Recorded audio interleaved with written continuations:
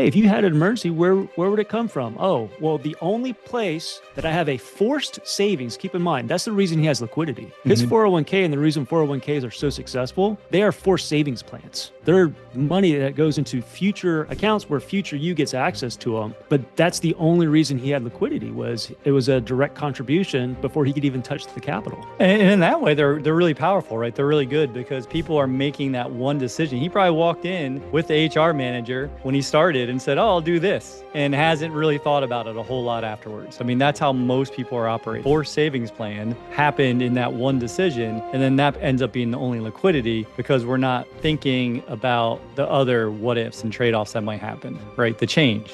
Welcome to another episode of WealthWise Banking. My name's Jeremy Huggins. I'm here today with Jason Patrick Sipple, and today we're going to talk a little bit about why a lot of people aren't actually broke. Really, they're just exposed. But before we get into it, hey, Jason, man, what's been keeping you busy lately? Oh man, what hasn't been keeping me busy? And thank you. I like the we sound like WWF wrestlers, right? Jeremy Lee Huggins.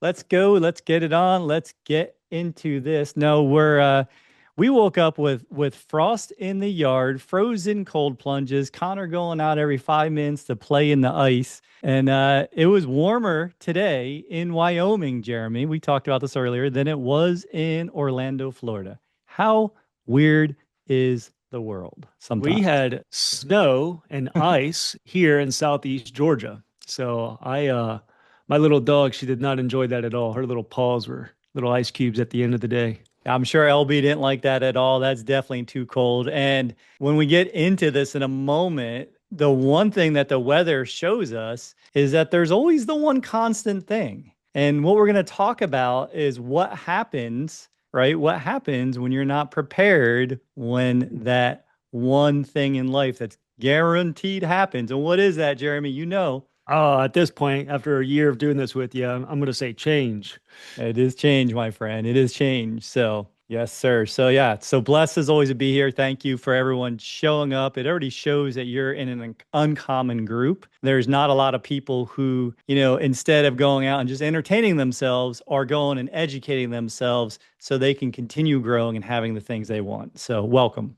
And education's great, but it doesn't mean anything if you don't take action on it. So you can keep learning, and if you don't take action, you'll be exact same spot. Well, that's not our people, Jeremy. They all know that we say, you have to write it down and go do one thing, right? We do the thing. If you're listening to us, you got to do the thing. We're like Nike. We just do it. Yeah.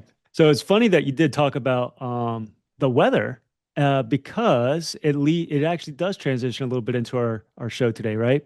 And what we're going to be talking about is the difference between urgencies and emergencies. And with the changing of weather, I actually went to the office today and I looked out the back, and one of the vacation rentals next to me was just spraying water because the pipe burst, right? And that's an emergency situation. There's also a little bit of urgency behind that, right? So the urgency comes after the emergency. It's the pressure that builds up in your life, and it's something that has to be answered immediately. And that person obviously has some plumbing and possibly some HVAC issues at this point. They have renters that are in there that no longer have water. Their heat, probably good heat, but they probably don't have the water. So we'll see how they end up responding to that. But what I'm getting at is everyone has emergencies. The question is the pressure that's behind it. That's the urgency, right? How fast do I actually have to respond to this? And if you stick with us through this episode, by the end of it, you're going to kind of figure out the difference between urgency, emergency, and how we deal with both of them. Yeah, it's a really nice segment. I did see that picture, and the science behind it. Just be fun for a second. Is you didn't see the problem earlier because the pipe was frozen.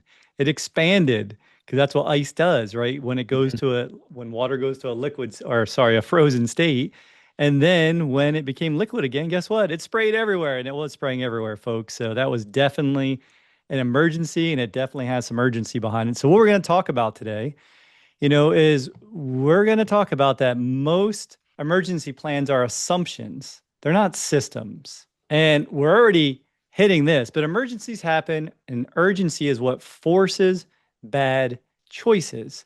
And the first thing I think of there is we're always either proactive or reactive for every situation. So which are you? And prepared people decide in advance which money gets touched first. So let's jump into this thing, Jeremy. Yeah, I mean, if we looked at kind of some global going back emergencies that people kind of collectively remember, we had 2008, right? We thought that was a money story, but guess what? We people still had credit; it disappeared. Lines of credit were being cut.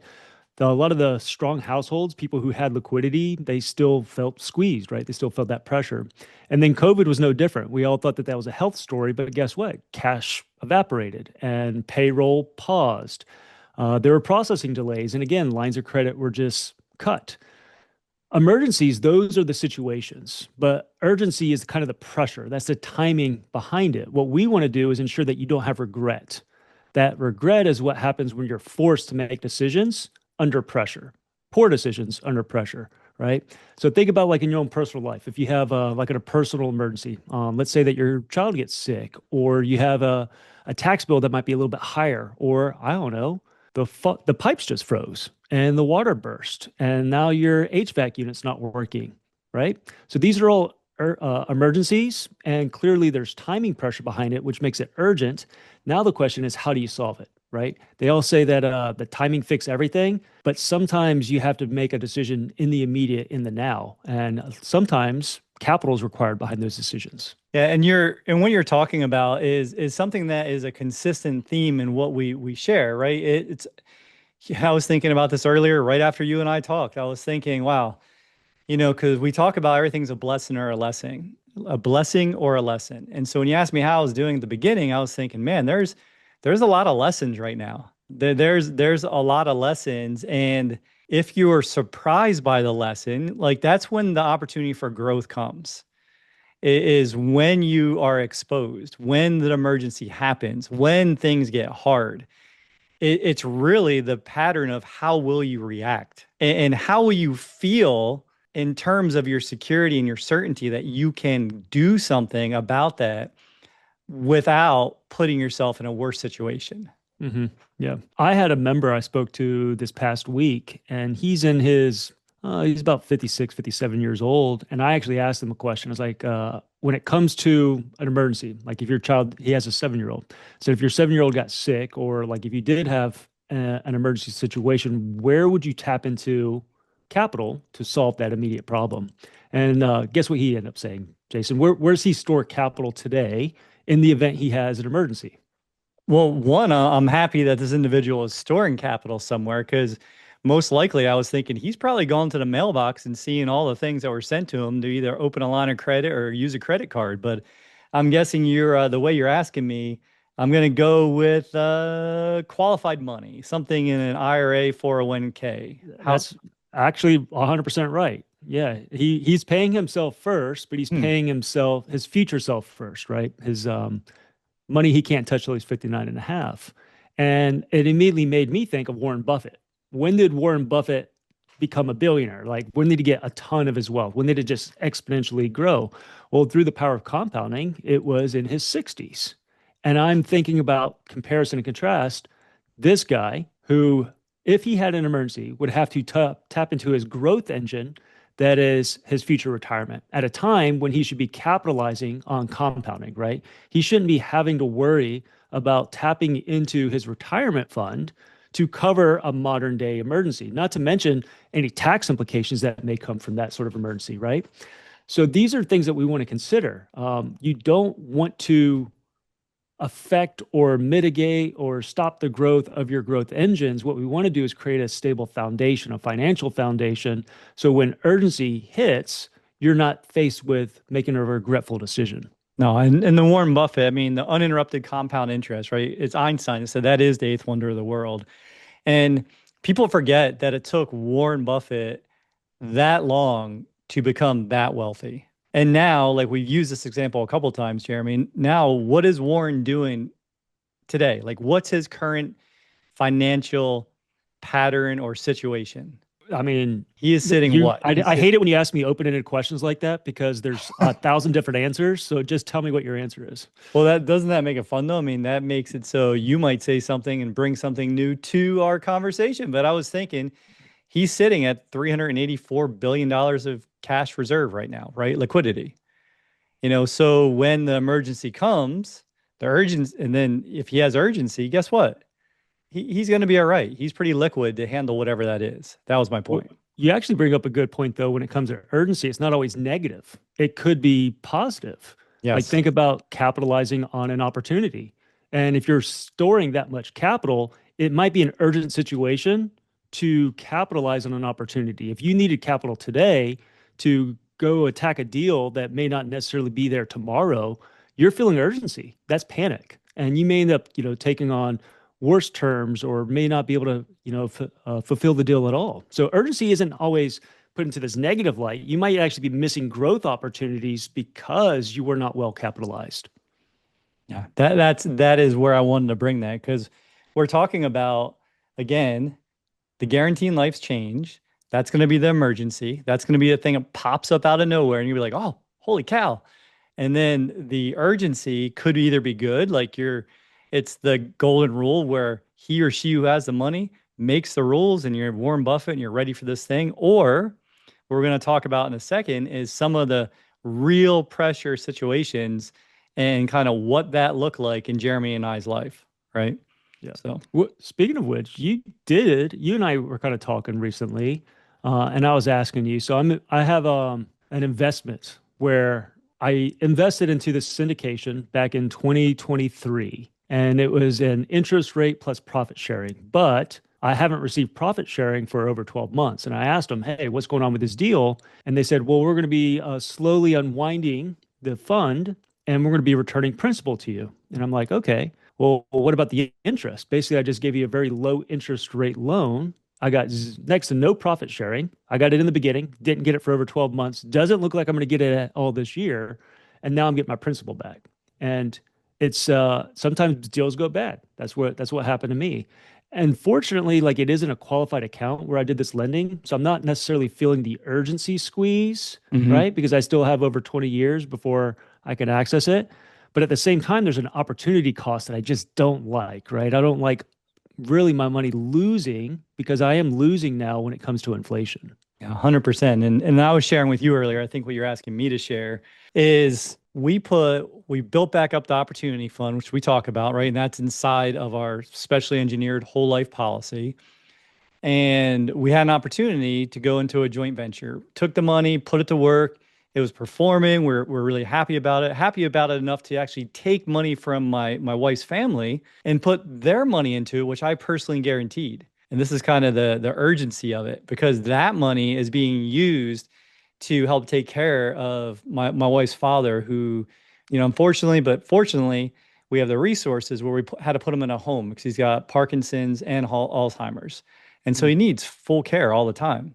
And so I personally guaranteed their portion of the investment. And I personally guaranteed that we would continue making sure that her father was taken care of. And now we're 6 months after we got the last interest payment, and it's been crickets. mm, No conversation, no up. Like we get an update every couple months, say "Oh, everything's okay. We're doing X, Y, and Z."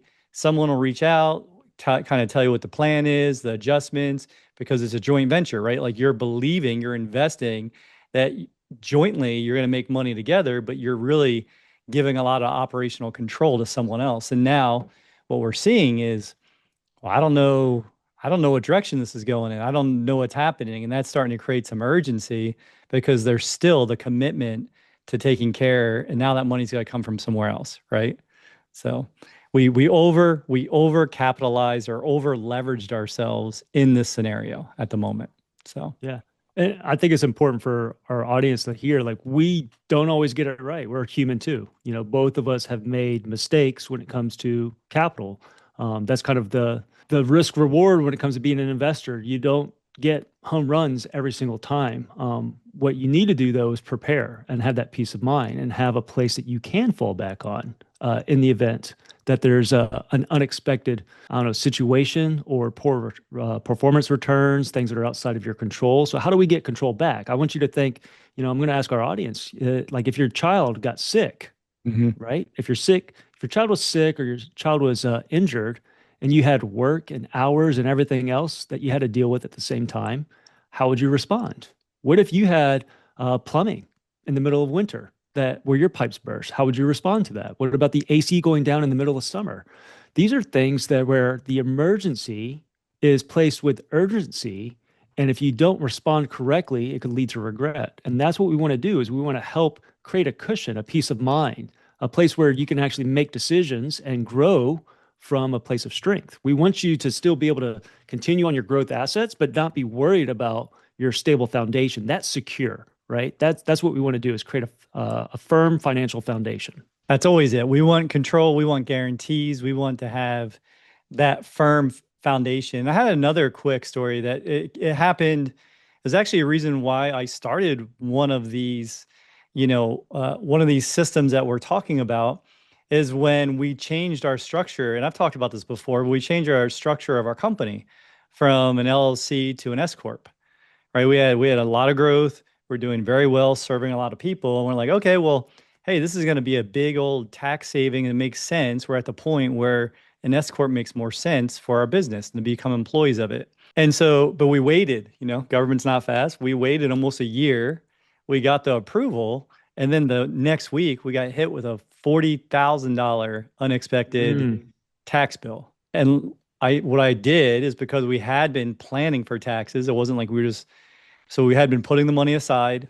We've been paying ourselves back from the money we were captured. This is before we invested, Jeremy, in what I was sharing earlier. And so we had liquidity. And I stroked the first check of 20 grand just paid Uncle Sam. And then I asked myself the question, and it's one I challenge everyone all the time to ask themselves. When I stroke that check to Uncle Sam, to Tio Sam, will I ever make money on this money again?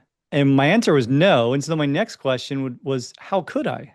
And Okay. once I thought about what I learned in Nelson's book, with him having multiple, same story, emergencies, finding out his grandchild had cancer, getting robbed of their silver and stuff. And there was one other, the interest rates going crazy in the 80s on real estate investments, kind of what we're talking about, right? Having something go unexpected. I thought, well, what did he do? Oh, well, he started one of these policies.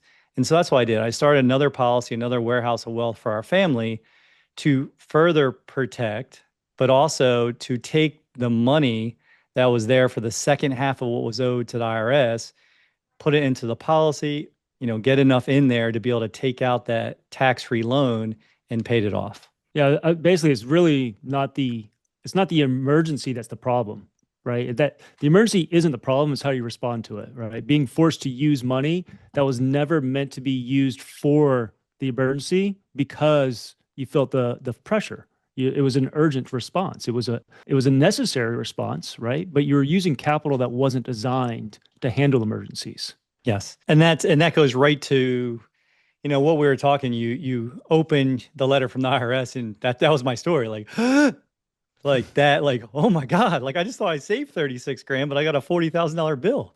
That didn't work out how I thought. Right. And then it was the story of, okay, that hurt. I cried a little bit. I'm a crier. It's okay. I prayed a little bit and then I came up with a better plan. So it is again, the response. Mm-hmm. Yeah, and we tell time and again, we've already had multiple episodes on it, but when you're looking at those seven laws of wealth, well, number one is pay yourself first. And for our members who are paying themselves first, not all of them are using policies, right? And that's fine. But where do they typically pay themselves first? Well, hey, Jeremy, I have a high yield savings account, and high yield savings are fine up until there are transfer limits. And people don't realize that you have weekly and monthly transfer limits. And if you don't know your transfer limit, I would encourage you to go look at it. You don't just have transfer limits, you can also have permission slips. If you're trying to Yes. move a large sum of money, the bank may not allow you to move such a large sum of money, especially if you're trying to get it in cash for whatever nefarious activities our members are doing out there. I'm joking.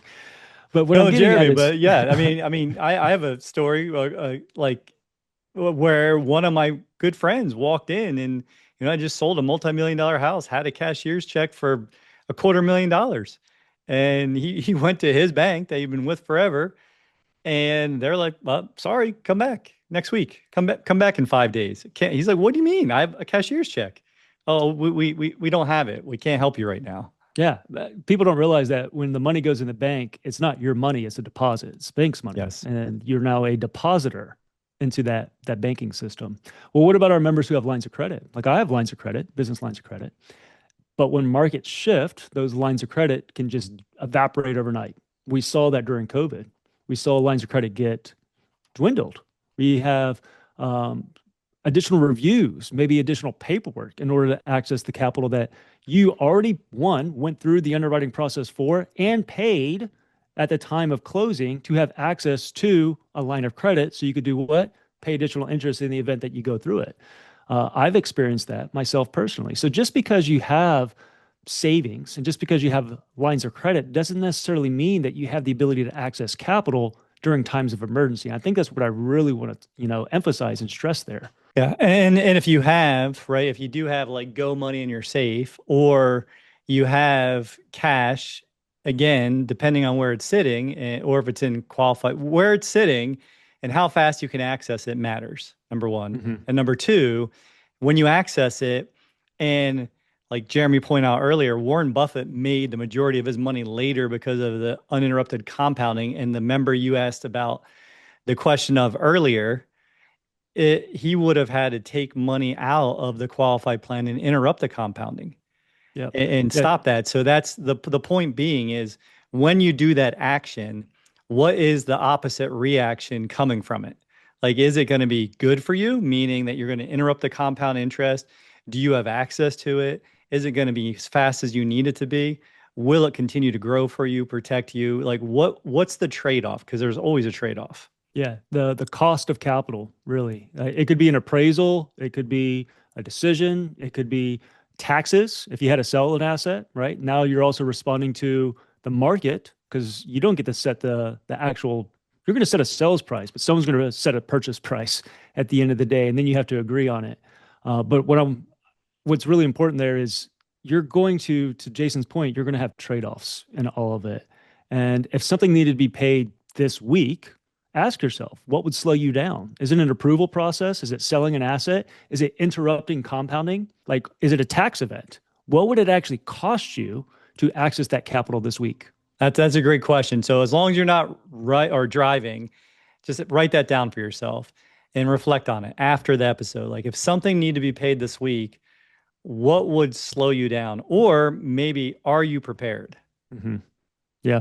And, if I'm looking at my retirement accounts, because I do have qualified accounts, and I know that there's a lot of infinite banking practitioners who are very poo-poo on qualified accounts. I think that they have a time and a place, but just the idea of thinking about having to tap into something like that to cover an emergency, that money never went into a qualified account for emergencies. It was there for growth. And that story and was really kind of the catalyst behind our podcast today was, hey, if you had an emergency, where would it come from? Oh, well, the only place that I have a forced savings, keep in mind, that's the reason he has liquidity. His Mhm. 401k and the reason 401ks are so successful, they are forced savings plans. They're money that goes into future accounts where future you gets access to them. But that's the only reason he had liquidity was it was a direct contribution before he could even touch the capital. And in that way, they're really powerful, right? They're really good because people are making that one decision. He probably walked in with the HR manager when he started and said, "Oh, I'll do this," and hasn't really thought about it a whole lot afterwards. I mean, that's how most people are operating, right? Not our listeners, but that's how most people are operating is their four savings plan happened in that one decision. And then that ends up being the only liquidity because we're not thinking about the other what ifs and trade-offs that might happen, right? The change. Here's a trade off for you. I know someone who has been wanting to purchase a house for a very long time, but was really had bad money patterns, as we've Mm. discussed, right? Not money habits, bad money patterns. Yeah, yeah. And so where did a house came on the market? It was the right house for her. Where do you think she got her capital from, Jason? Ooh, calling me. I know the answer, and I believe she had one of these specially engineered whole life policies, and it just happened to have enough cash for her to get this house that was right for her. That's right. It had enough money for the down payment. That's exactly where she tapped into it. So it didn't basically it didn't attack her growth engine. It wasn't from retirement accounts. It wasn't locked up. She wasn't using a line of credit where she would have to pay additional interest if she tapped into it. It literally came from her properly engineered banking, her warehouse of wealth policy And that is what she used as a down payment. And because she was able to do it successfully, she was able to close in this thing in just over 30 days. So appraisals and everything. So she got her dream house and the liquidity. So going back, it's not urgency isn't always a bad thing. Sometimes it's a good thing. And you want to be able to capitalize on those opportunities when they present themselves. Because guess what? Luck is when what? What's the definition of luck? When preparation meets opportunity. Hmm. Well, she prepared by being liquid, by paying herself first in one of these policies, and then the opportunity presented herself. So, yeah, I guess she was a little bit lucky. Here's the cool thing, though, Jason. Because she capitalized the policy first, what does that mean? Well, one, the first thing I thought of, I don't know if this is the answer you're looking for, but I'll answer it so I don't need to get it right, is that it is still growing uninterrupted, tax-free, compounding, and it's most likely going to earn her a dividend because I believe this particular mutual company has not missed a dividend since 1877. That's right, man. So she is still getting compounding growth as though she never touched the capital that turned around and was the down payment for her now home, right? So she literally has that same dollar, bought her a house, it bought her protection because of the asset we use, Hmm. and is still compounding uninterrupted inside of the policy. So literally that $1 has three jobs. It was there to make her lucky. And when you said it made her lucky or she seems lucky, think about all the successful people in your life, and I'll keep this short, but I was reading something about Christian McCaffrey earlier. His father, played in the NFL for a long time. That's a running back for the Niners, Jeremy. Just and he went to Stanford and he's been trained by his father to think and act like a pro athlete since he was in Pee Wee football. Right. And so he might look lucky when you see him play because everything comes so smooth and everything comes so natural. But that's not the case at all. It was a lot of persistent, consistent action, a destination set early in life, and then the repeat motion of it. And that's all we're offering everybody is when you're going to have these emergencies and there might be urgency, good or bad, that luck is really never luck. It's a matter of being prepared. Yeah. And to be clear, we're not saying that this is an investment either, right? This is a liquidity, it's a cash flow system at the end of the day. I think that the thing you really should be asking yourself is when something needs to be handled fast, whether that something is good or bad, do you already know where the money comes from, right? Having that certainty behind it, that's what creates peace of mind. It's what allows you to focus on growth and scaling. Because if you're going to be an entrepreneur, or if you have aspirations to be an entrepreneur, you need the ability to grow and scale comfortably with peace of mind. This is your stable foundation. This is your financial liquidity bucket, right? This is your warehouse of wealth, as Nelson Nash would say. Now that was perfect. And like you said, it's that's all it is. It's a liquidity prepared system that's there to keep going whenever you have that urgent moment, right? So, and like we're saying, it's not about beating the market because it's not an investment. We keep saying this over and over and over again. Not an investment, not an investment. Don't compare it to investments. This is your warehouse of wealth. This is your banking system. This is how you stay prepared and in control. So, if someone wanted one of these, Jason, how could they set it up? How could they create peace of mind? Well, one is have go to wealthwisebanking.com, book a call with Jeremy or myself, and we will have that conversation with you as long as you're following the laws of wealth. Like come prepared, come to take action. We're going to put together a strategy for you to build this to meet you where you're at today and help you achieve those goals 10, 20, 30 years in the future. Yeah. And remember, luck is when preparation meets opportunity. You want to prepare now, not when the opportunity shows, because it might just pass you by. Not when the emergency shows up and then you're feeling urgency. You want to do this when you're calm. It's kind of I don't know why I'm drawing this analogy, but you don't go grocery shopping when you're hungry, right? So you don't Oh go man, and that's the respond. worst, dude. When I go grocery shopping when I'm hungry, where they have like the free, like, no, not free, but you can go get like a pound of almonds or walnuts or candy. Mhm. Like I tend to start eating as I'm walking around the grocery store and buying things I wouldn't even eat because I'm hungry. Yeah. Well, Not when you want to do it. No, you don't want to do that. And you also don't want to make financial decisions when you have emergencies either, because that's where regret comes in. That's where future you is going to pay the price for your present decision because you made a response when you felt urgency, when you felt pressure. And so we want to get rid of that up front, give you a place that has certainty, that has growth, that predates the IRS tax code. We've been through features and benefits. This is just our favorite place to create financial peace of mind. That's all we're doing. So if that's important to you, again, go to wealthwisebanking.com, book a call with one of the two of us. If you just want to stress test the systems that you already have, we'll look at your high yield savings, your lines of credit. We'll look at your retirement accounts.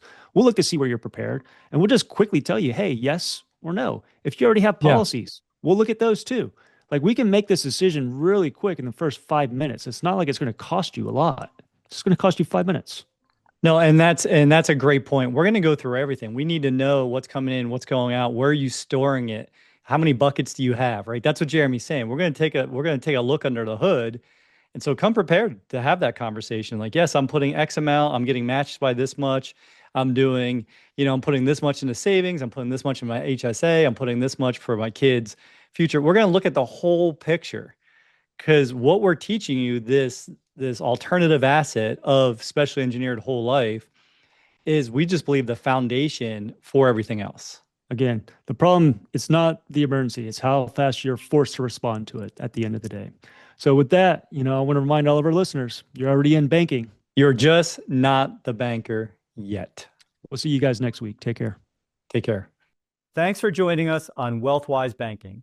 If today's episode inspired you, please subscribe, leave a review, and give us a like. It's a simple way to help others discover these empowering strategies and join our community. Together, we're building a network of people who believe financial freedom is within everyone's reach. Remember, financial independence is about making every dollar work for you, one step at a time. Until next time, stay inspired, stay in control, and keep building your legacy the wise way.